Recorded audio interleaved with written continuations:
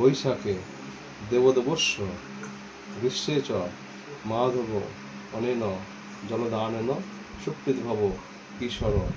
ওং বৈশাখে দেবদেবস্য গ্রীষ্মে চ মাধব অনেন জলদানেন সুপ্রীতিভব ঈশ্বর।